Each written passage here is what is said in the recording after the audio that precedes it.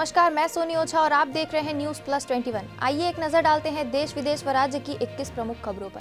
Karnataka high court में virtual सुनवाई के दौरान 20 मिनट तक अर्धनग्न दिखाई दिया शख्स, अदालत ने भेजा नोटिस।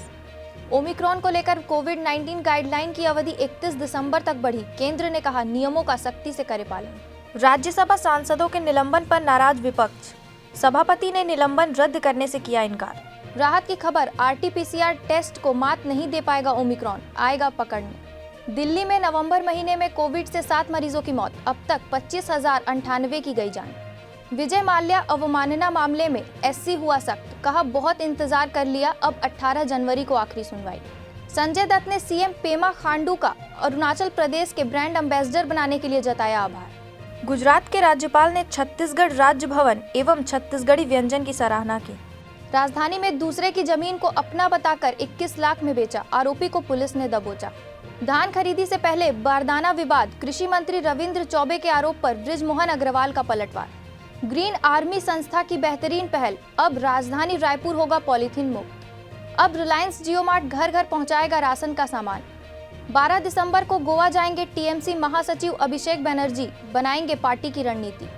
ATM हैकर ने नोएडा पुलिस पर लगाया आरोप, कहा 20 लाख और कार लेकर छोड़ा था। DGP ने मामले में शुरू कराई जांच।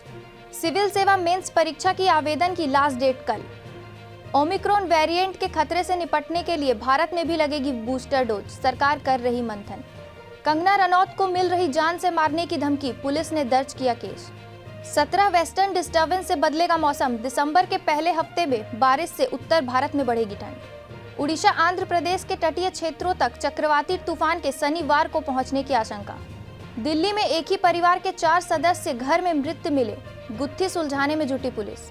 बिहार में शराबबंदी के बावजूद असेंबली परिसर में मिली खाली बोतलें, राजद के तेजस्वी ने मांगा CM नीतीश का इस्तीफा। ऐसे ही देश विदेश व राज्य से अपडेट रहने के लिए हमारे चैनल को लाइक और सब्सक्राइब करना ना भूलें। नोटिफिकेशन के लिए बेल आइकन जरूर दबाएं। देखते रहिए न्यूज़ प्लस 21, आपके हक की बात।